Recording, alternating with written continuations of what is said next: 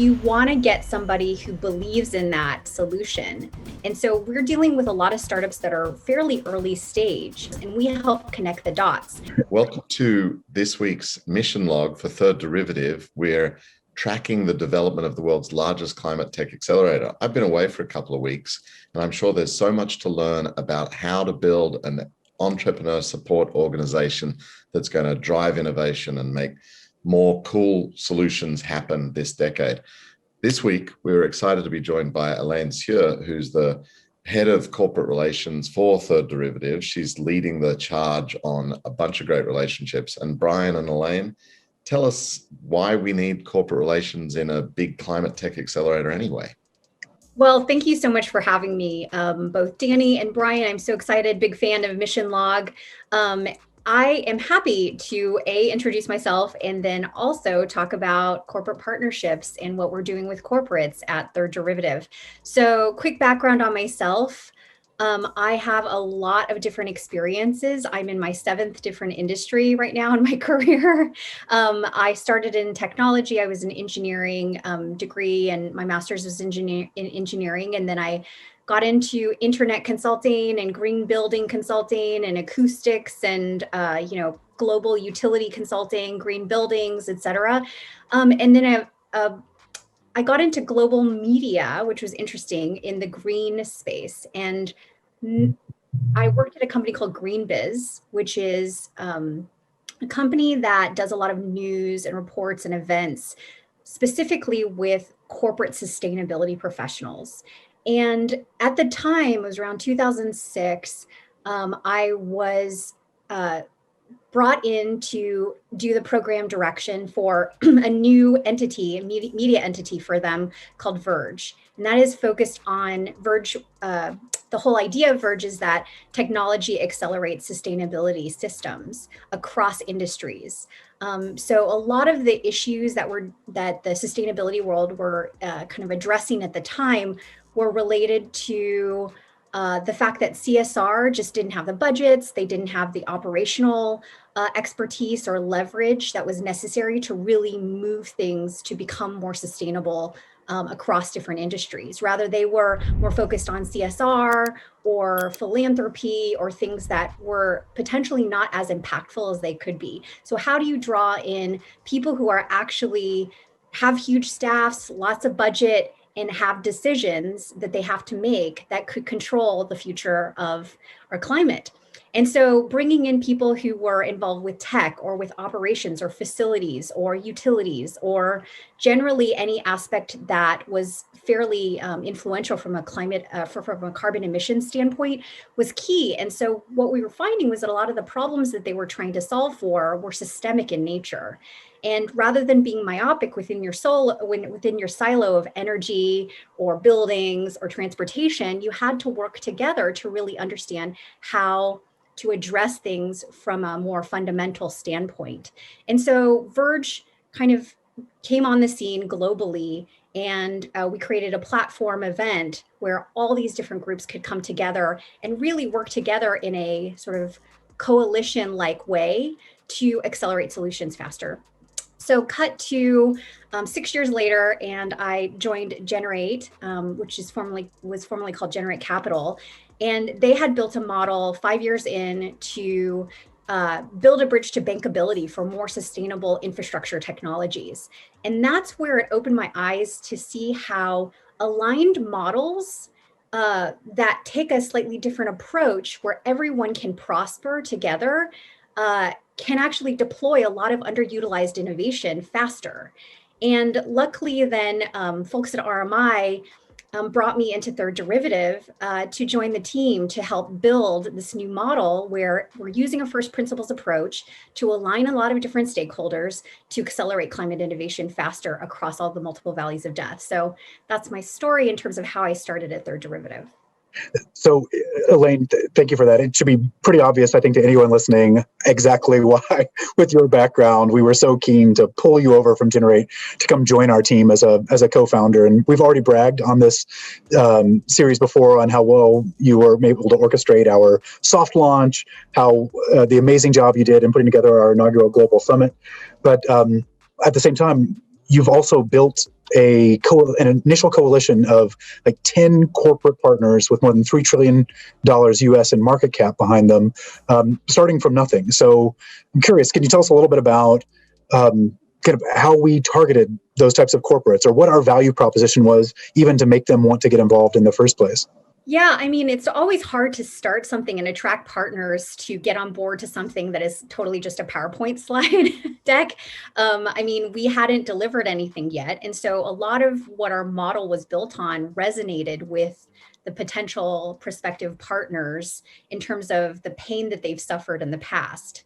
Right. So there were a lot of partners so we have 10 corporate partners, as you said, and all of those partners had identified the value of what we were building, which was, we hadn't actually been able to execute yet because we were just building our team. But basically, the inaugural partners that we brought in believed in an open, collaborative, ecosystem-based approach, getting all those stakeholders involved from the start in order to help these entrepreneurs with their solutions, reaching out to all facets of the world to find solutions that would actually help communities that generally aren't necessarily Silicon Valley oriented, that have those connections inherently, that are generally fairly privileged.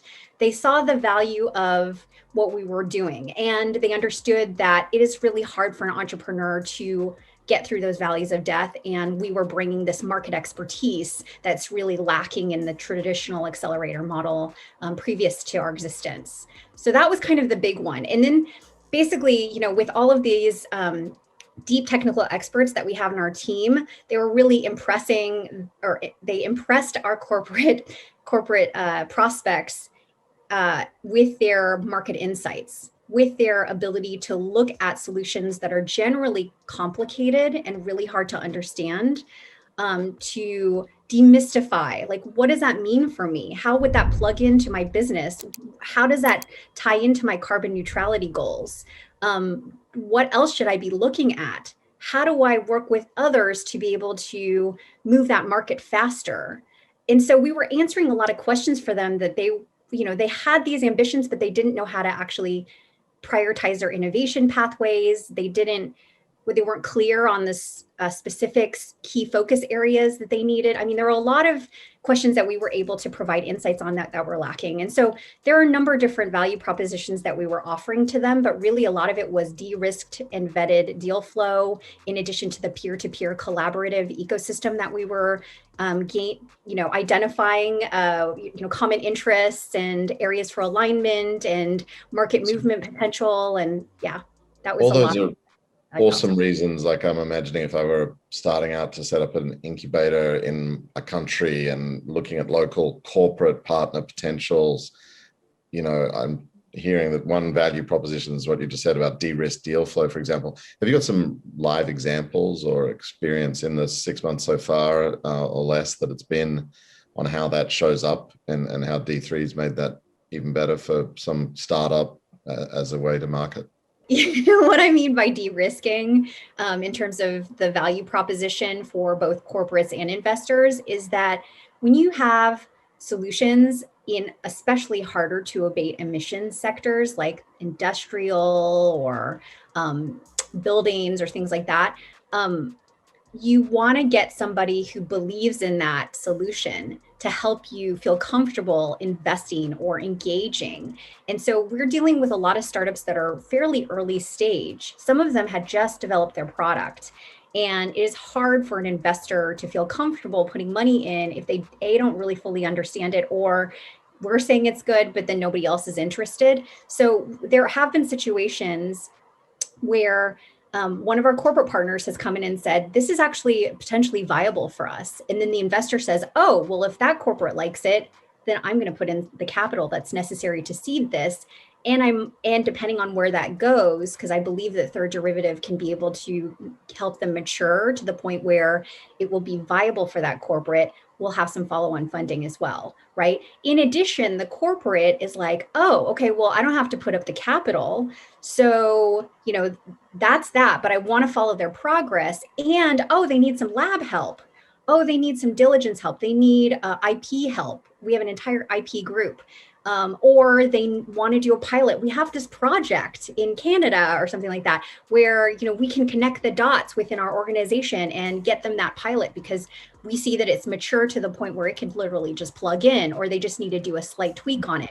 So there are all these different circumstances where within our 46 startups of our entire cohort, there are tons of opportunities where the startup makes it clear to the corporates what their requests are, and that triangulates with what the interests are of the corporates and what the interests are of the investors, and we help connect the dots, and then we get out of the way.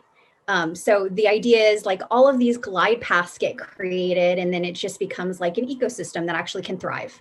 Elaine, that reminds me actually of a specific example, not really of de-risking, but almost more of decluttering in ways that help corporates make decisions in really crowded spaces. So we have one corporate partner that had essentially given up on a certain category, and I have to keep this anonymous because this isn't completely done yet.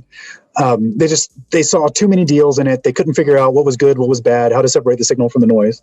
But we have an entire team of investments and research professionals doing exactly that day in and day out.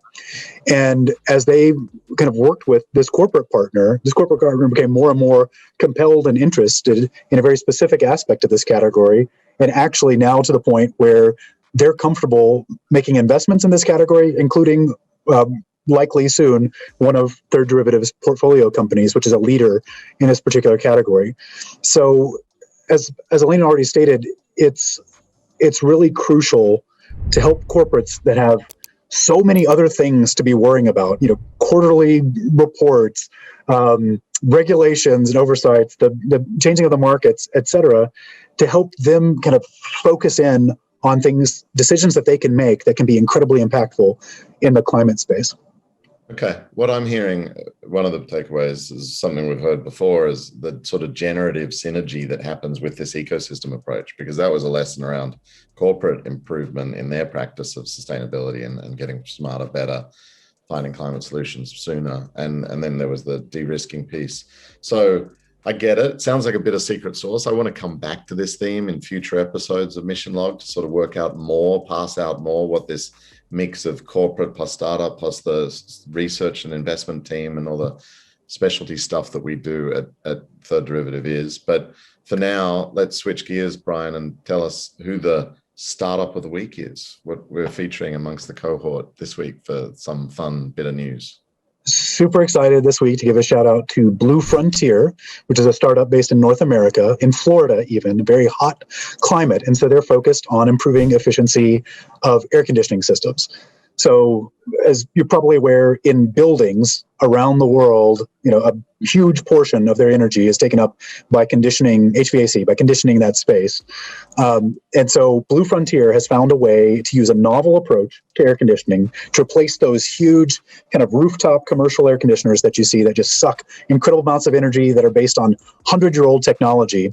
And instead, Blue Frontier combines a dew point style kind of sensible cooling with liquid desiccant dehumidification that not only reduces electricity use up to like 90% in and of itself, can also be used for demand flexibility and demand optimization.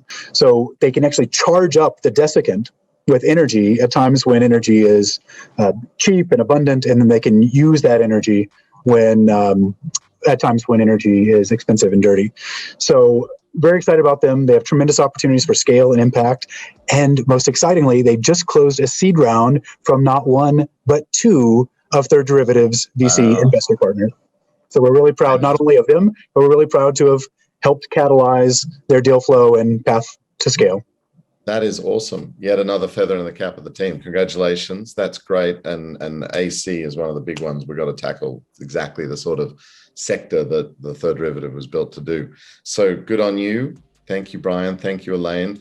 Thank you to the audience. Tune in next week for the Mission Log and a lesson learned in building the world's largest climate tech accelerator, where no accelerator has gone before.